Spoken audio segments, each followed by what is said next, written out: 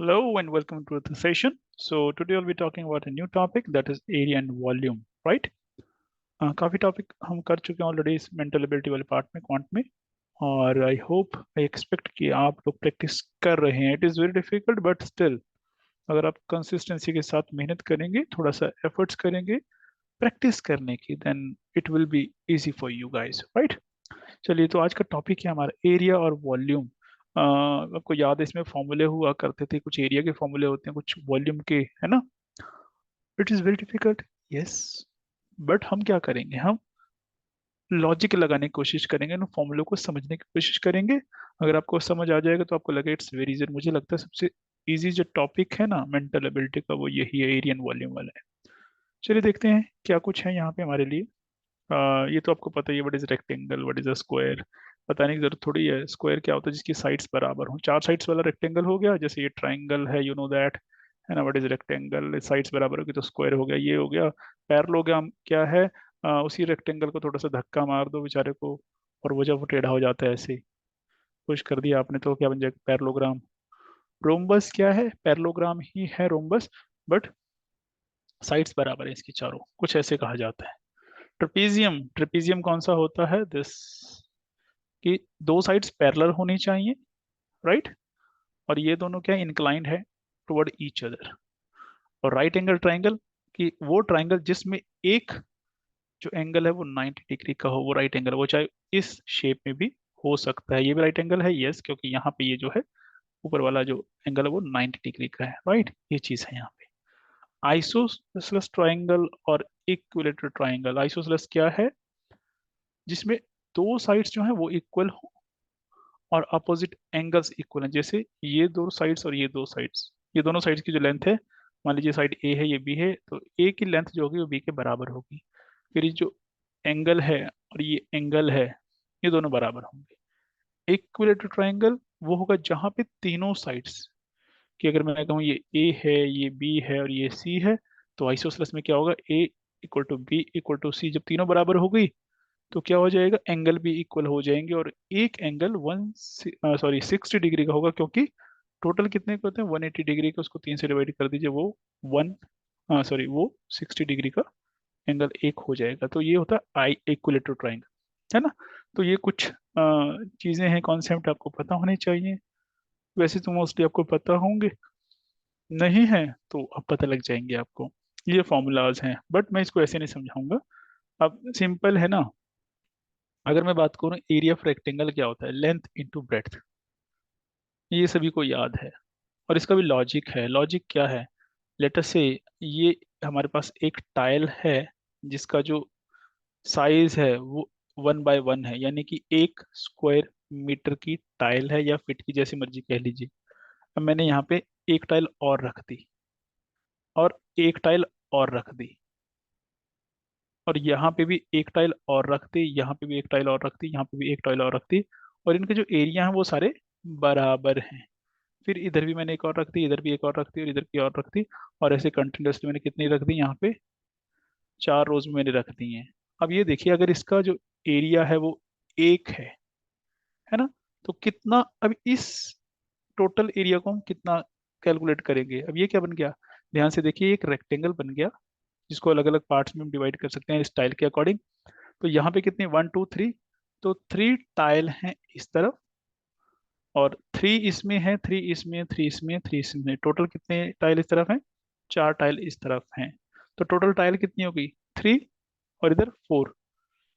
या 3 + 3 + 3 तो भी 12 है, या 3 × 4 करो तो भी 12 है. तो टोटल कितनी टाइल टाइल हो गई? 12.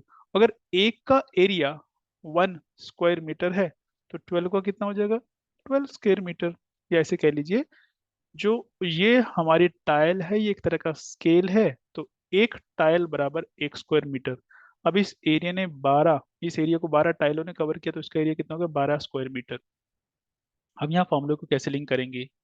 इस तरफ कितनी टाइल है? 3 है, और इस तरफ कितनी है? 4. तो टोटल एरिया कैसे आएगा? 3 को 4 से मल्टीप्लाई किया तभी आपको नंबर ऑफ टाइल्स पता लगी.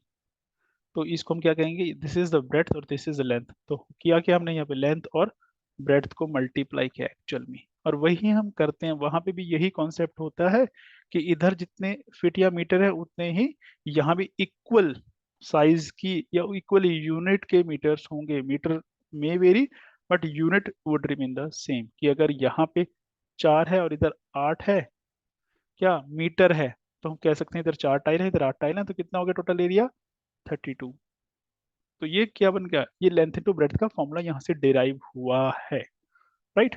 पेरीमीटर क्या होता है, जब आप एक तरफ से शुरू हो, यहाँ से यहाँ तक का, यहाँ से यहाँ तक का, यहाँ से यहाँ तक और यहाँ से यहाँ तक का, मतलब आप इसका एक राउंड लगाएं इस चारों तरफ इसके इर्द गिर्द, तो जो टोटल डिस्टेंस हुआ वो इसका पेरीमीटर होता है। वो कितना है, अगर ये मैं कहूँ this is the breadth and this is the length, तो लेंथ भी दो है और ब्रेड्थ भी दो है, तो दो लेंथ प्लस दो ब्रेड्थ, दो कॉमन ले लिया, 2L+B। ये लो फॉर्मूला बन गया। यही है।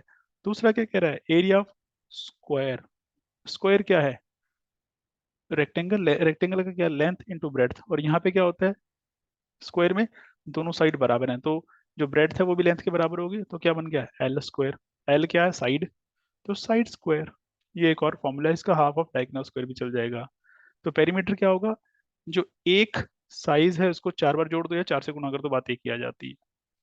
उसी तरह से ये जो है area of 4 wall of room, याद करना चाहें कर लें। एल यहाँ पे लेंथ है, बी ब्रेड्थ है, एच हाइट है।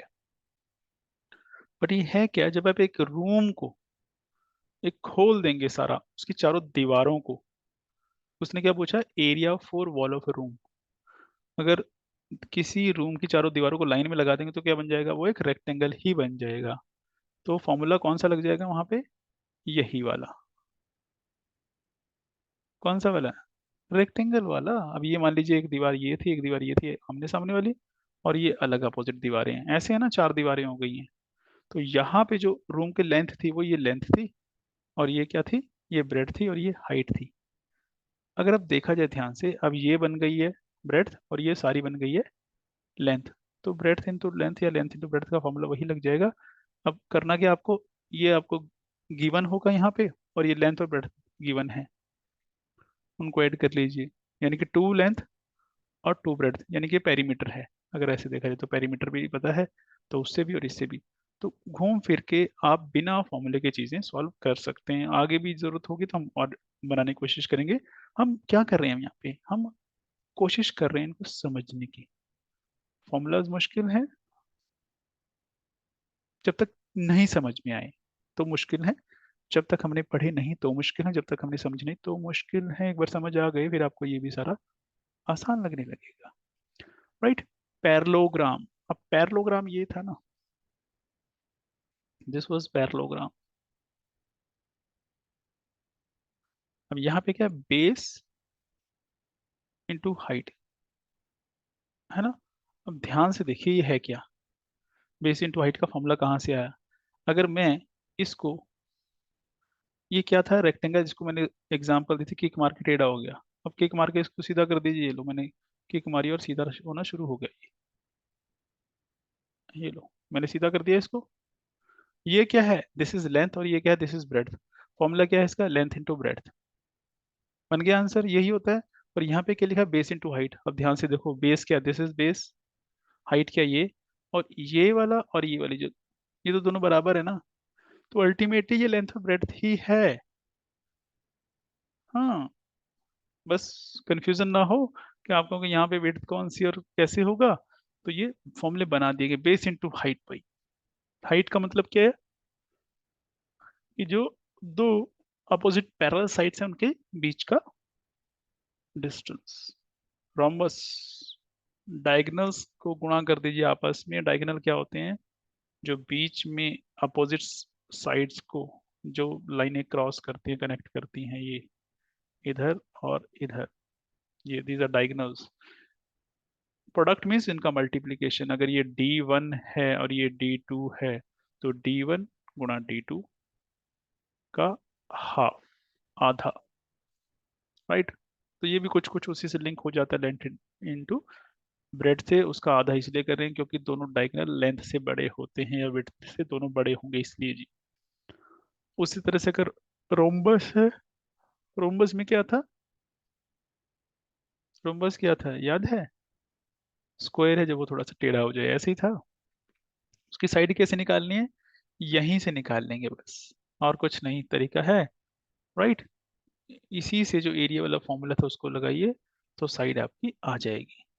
इक्विलेटरल ट्राइंगल, हाँ ये आपको कह सकते हैं, याद करना पड़ेगा ना। साइड स्क्वायर, अब साइड्स को अगर ध्यान से देखें, साइड स्क्वायर किसका फॉर्मूला था? स्क्वायर का। अब क्योंकि वो ट्राइंगल है, इक्विलेटरल ट्राइंगल, ये दोनों बराबर हैं, और इसको स्क्वायर बना सकते हैं हम कुछ कुछ ऐसे, ऐसे बना सकते हैं। तो इसका एरिया क्या होगा? ऑब्वियस है, इसके इसको डबल करेंगे, हाफ करेंगे, तब जाके होगा। तो वो कितने टाइम है मैथ में? It is √3/4 of the square area, यानी कि उससे कम है ये। मल्टीप्लाई होगा पर कम से होगा। तो ये तरीके हैं इनको समझने के, और चीजें हमारे लिए आसान हो जाती हैं। पेरीमीटर क्या होता है? ऑब्वियस है, perimeter nothing but the total distance जो है इसका इक्विलेटरल ट्राइंगल का। इक्विलेटरल ट्राइंगल आपको पता ही है क्या होगा। तो यहाँ से, यहाँ से, यहाँ से, यहाँ से जो टोटल डिस्टेंस है ये निकालना है आपको। This is the perimeter. तो एक का पता है, आपको 3 से मल्टीप्लाई कर दीजिए, तो आसान हो जाता है। उसी तरह से एरिया ऑफ ट्राइंगल का ये फॉर्मूला है, पर मैं इसको अगेन फॉर्मूला नहीं कहता, कि लेट अस से दिस इज द ट्राइंगल, ऐसे ही है। अब क्या करेंगे? अब मैं इसको क्या बना दिया मैंने?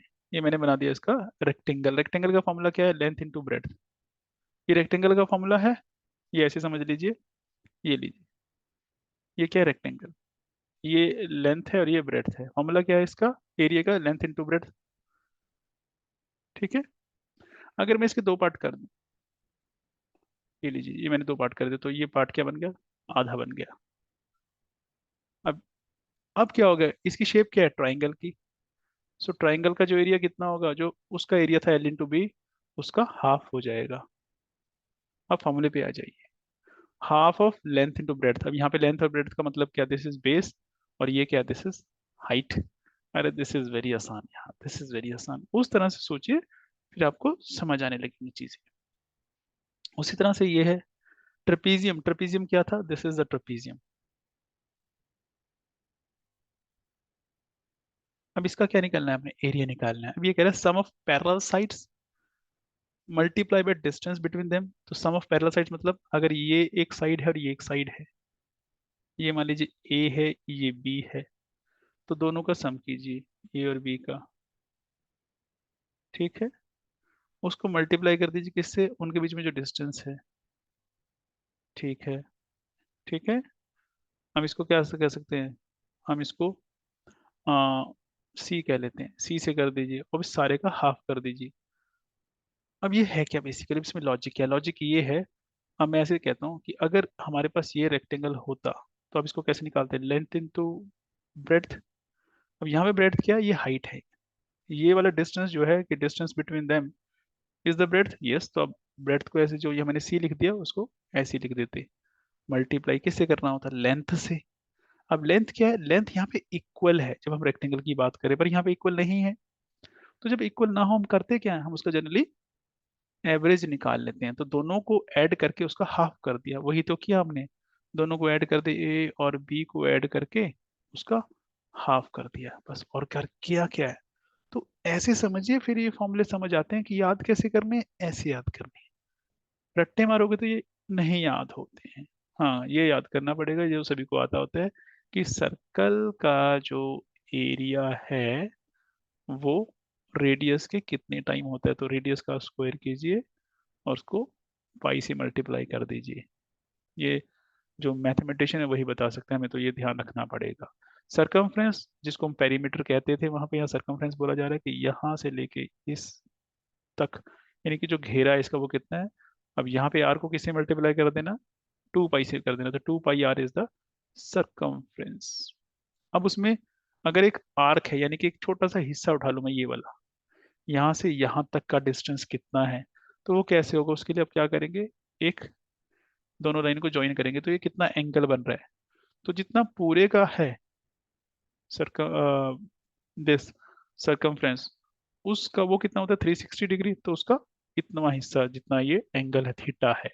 तो 2 pi R, this is not Q, this is theta, तो मल्टीप्लाई बाय थीटा ओवर 360, और ये क्या है, जिसे लेंथ ऑफ द आर्क, और यही फॉर्मूला है। उसी तरह से सेक्टर का जो यहाँ पे लिखा हुआ है, सेक्टर का क्या लिखा हुआ है, सेक्टर का लिखा हुआ है यहाँ पे पाई आर स्क्वायर थीटा हुआ, तो वो पाई आर स्क्वायर क्या है, सेक्टर का मतलब क्या, इस पूरे ये जो स्लाइस है ना पिज्जा का, इसका एरिया कैसे निकालना है आपको। तो ये कितने डिग्री का एंगल है, तो थीटा ओवर 360, इसको मल्टीप्लाई किससे कर देंगे, इसके एरिया से, पाई आर स्क्वायर। तो ऐसे क्या है ये फॉर्मूले ऐसे बन जाते हैं, ऐसे याद रहेंगे, और ऐसे हमें कोशिश करने को समझने की, राइट। चलिए देखते हैं इन्हीं से कुछ हम कर पाए। बाकी तो क्यूब के हैं, क्यूबॉइड के हैं, ये हम जैसे जैसे करते रहेंगे यूज होता रहेगा, हमें आता रहेगा, क्योंकि it is very easy I believe. अब जैसे वॉल्यूम है, वॉल्यूम में क्या होता है, जो एरिया था वो टू डायमेंशनल, लेंथ और ब्रेड्थ की बात हो रही है, स्पेस की बात नहीं हो रही है।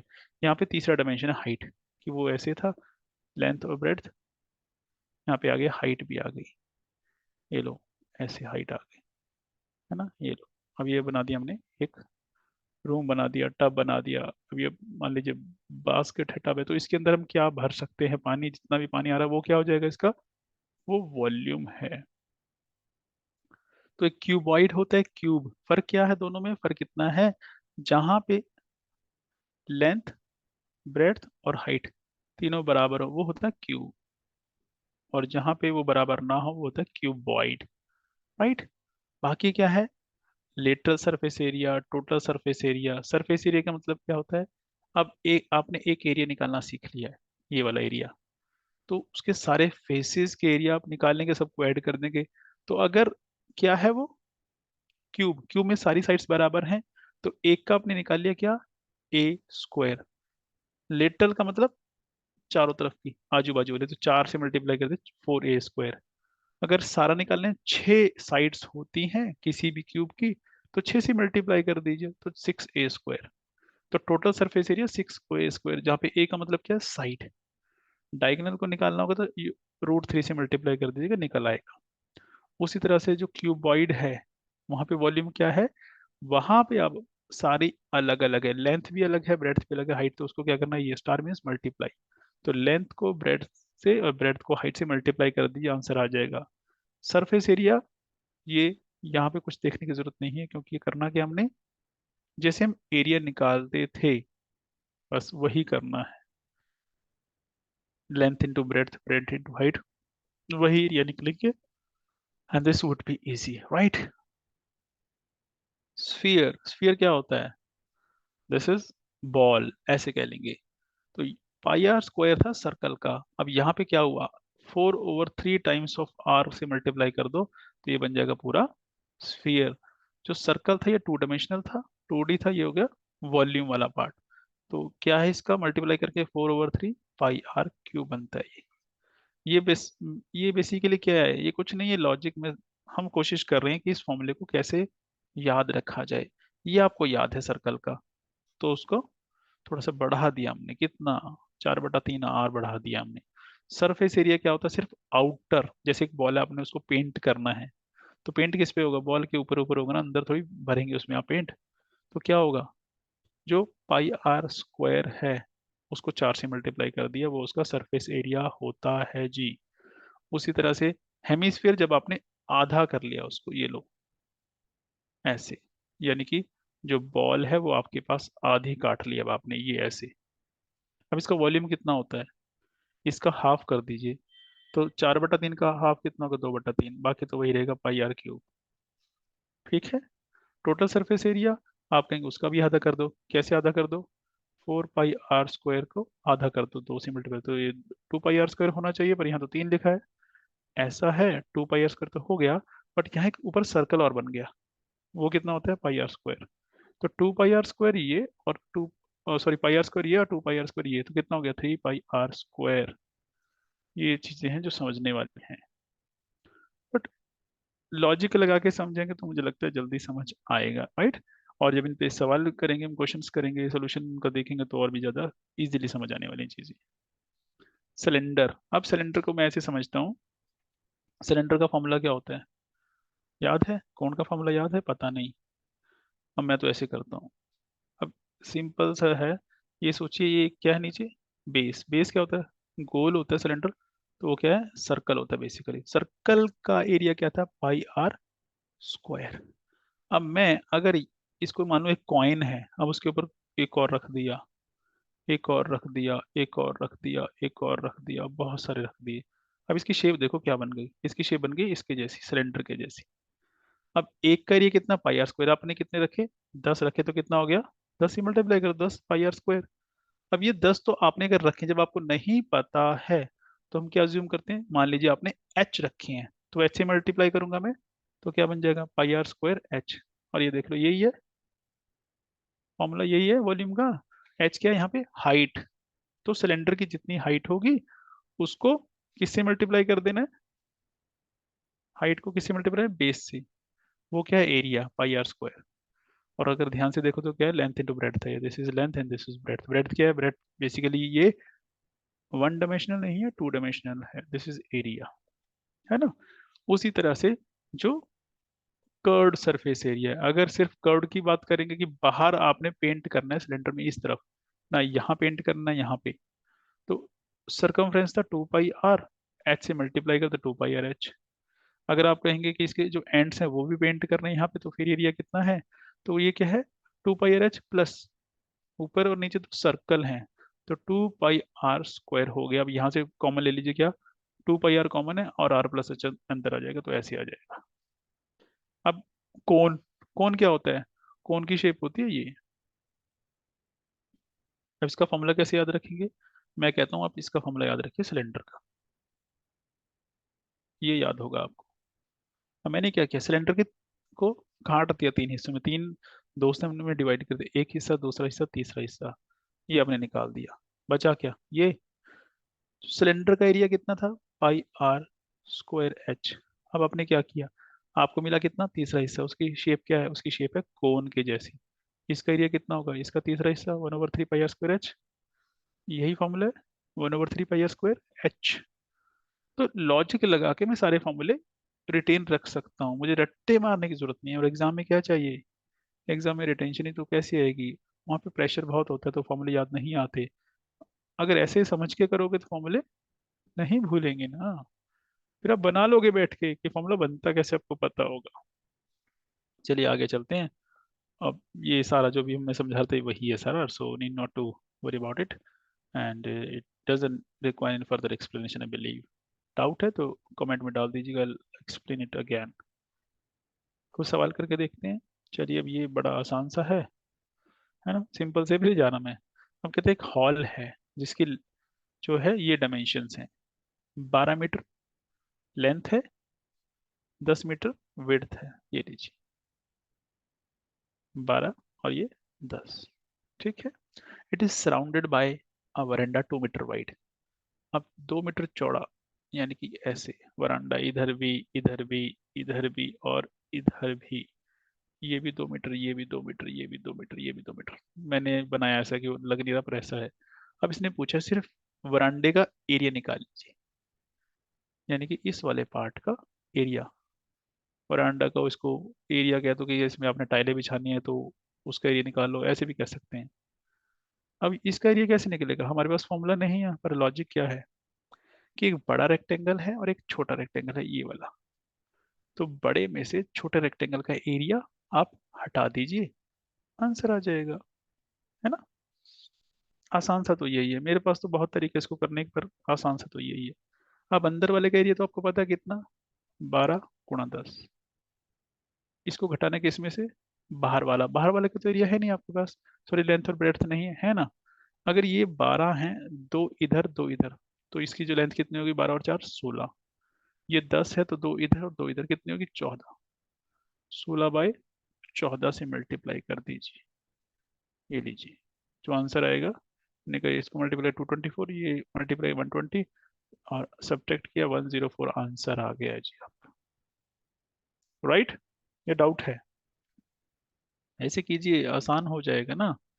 चलिए उसके बाद एक सवाल है, a piece of ground measures 19 metre 25 decimetre, इसकी डायमेंशन दी हुई है, ये लेंथ है, और 12 मीटर 5 डेसीमीटर ये विड्थ है इसकी। From the centre of each side a path 2 metre wide goes across the center to the opposite side, what is the area of the path? अब इसने किया क्या है कि ये लेंथ है और ये ब्रेड्थ है, अब रास्ता कहाँ बनाया, उसके बीचों बीच। ये लो, रास्ता इधर से भी जा रहा है ना, और इधर से भी जा रहा है। अब इसने पूछा क्या, इस रास्ते का एरिया आप बताएंगे, कैसे निकलेगा। अगेन कंफ्यूजन है कि ये कैसे निकलेगा। अब यहाँ पे मैं सिंपल सा लॉजिक ये लगाता हूँ कि इसने इसका तो दिया 19 मीटर और 25 डेसीमीटर, यानी कि 19.25 मीटर, और इधर जो है 12.50, या 5 करेंगे तो भी चल जाएगा मीटर। लेंथ ऑफ ब्रेड्थ दे दी। अब ये देखिए, अब ये रेक्टेंगल है, एक अंदर इंटरनल रेक्टेंगल, ये अब ये जो रेक्टेंगल है, अब इसको मैं बाहर निकाल लेता हूँ, ये लीजिए, ये आ गया रेक्टेंगल बाहर। इसका एरिया निकालना आता है आपको, यस, क्योंकि इसकी लेंथ कितनी है 19.25, और विड्थ कितनी है जितनी इसकी दी है, 2 मीटर चौड़ा है, तो 2, तो ये एक तो ये निकल गया आपको। इसमें प्लस क्या करना है, ये वाला एरिया, ये वाला एरिया, ये वाला एरिया। अब इसमें आप एक काम करेंगे कि जो विड्थ है इसकी पहले तो वही ले लीजिए, क्योंकि ये बड़ा कंफ्यूजन हो जाएगा अदरवाइज आपको। जो 12.5 है ये लेंथ मान लीजिए अब यहाँ पे सारे की, और इसकी विड्थ कितनी है, वो 2 है, उसे 2 से मल्टीप्लाई कर दीजिए।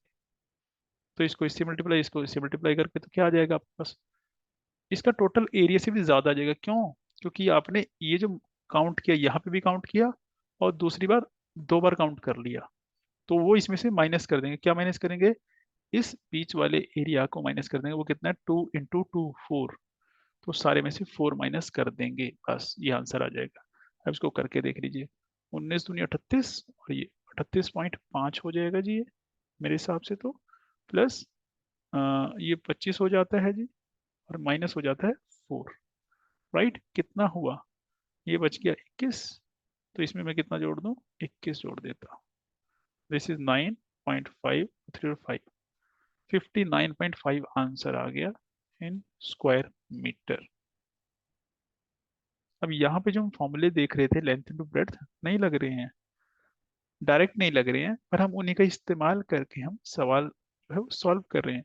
यही सीखना है हमें, डायरेक्ट नहीं लगेंगे कभी भी एग्जाम में फॉर्मूलाज। जो स्कूल में करते हैं वहां तो हम डायरेक्ट लगाते हैं, ऐसे नहीं होता है हमेशा। चलिए अब ये देखते हैं ये क्या कह रहा है।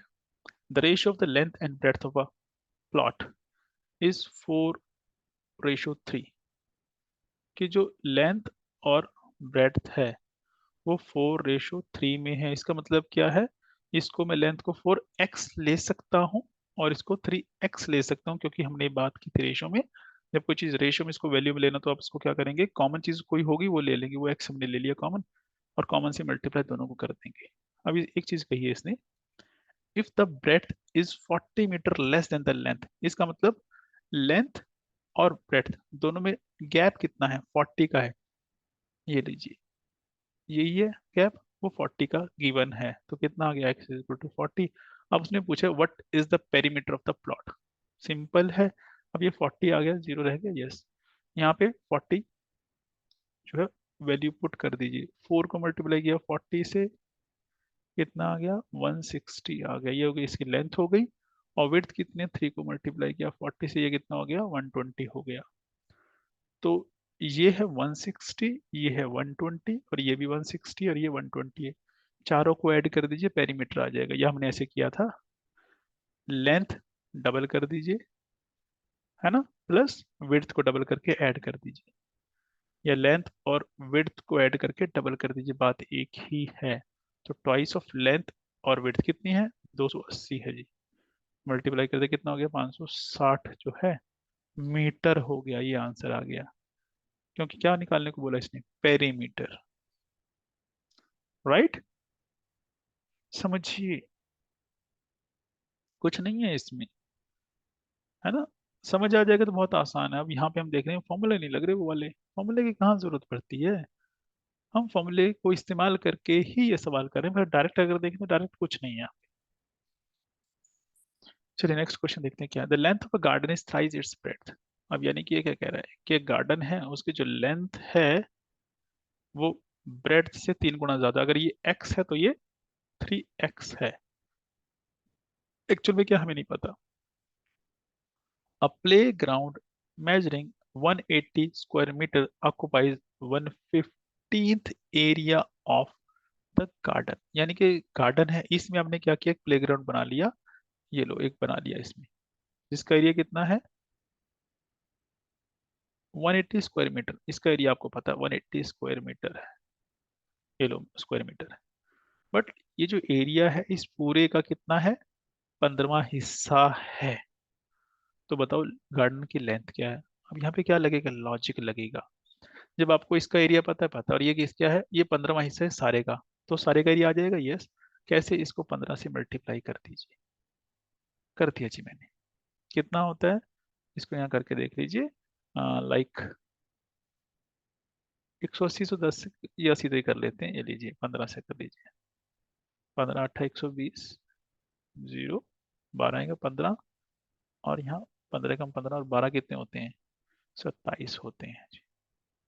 राइट, और 0 एक लगा दिए क्योंकि 180 है, 2700। सो इस पूरे का जो एरिया है वो 2700 है। अब मुद्दा ये है, जब ये 2700 है, आप कैसे निकालेंगे। ऑब्वियस कुछ नहीं करने की जरूरत है ना। देखो उसने क्या बोला, उसने लेंथ बोला है, यानी कि 3x की वैल्यू निकालनी है, तो उससे पहले हमें क्या निकालनी पड़ेगी, x की वैल्यू। सिंपल फॉर्मूले पे आ जाइए, कौन सा, इसका एरिया कैसे निकालते हैं, लेंथ इंटू ब्रेड्थ। वो क्या है 3x into x, length into breadth. और वो कितना है, वो ऑलरेडी दिया हुआ है 2700। कितना हुआ 3x square is equal to 2700। इसको कर दीजिए कैंसिल, 3 9 ये 900 पे चला गया, तो x स्क्वायर और यहाँ 900 हो जाएगा। तो x स्क्वायर है तो मैं इसको मैं ऐसे लिख सकता हूँ 30 स्क्वायर, क्योंकि 30 × 30 कितना, 900 स्क्वायर से स्क्वायर कट गया, x कितना आ गया आपके पास 30 आ गया।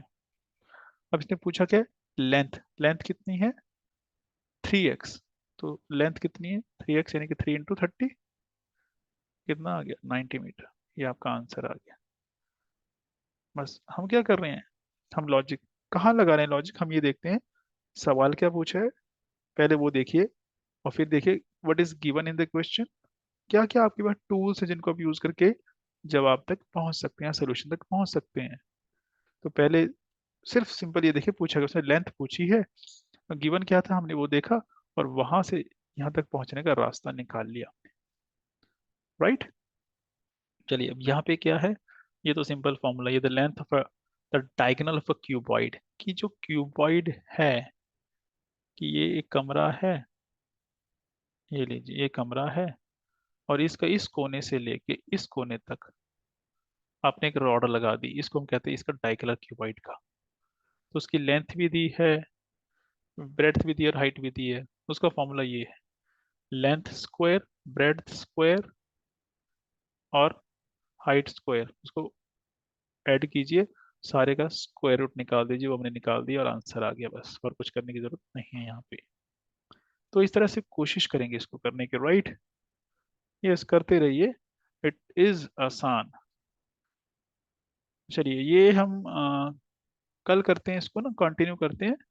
आज के लिए इतना बहुत है। Okay, thank you, bye bye, take care.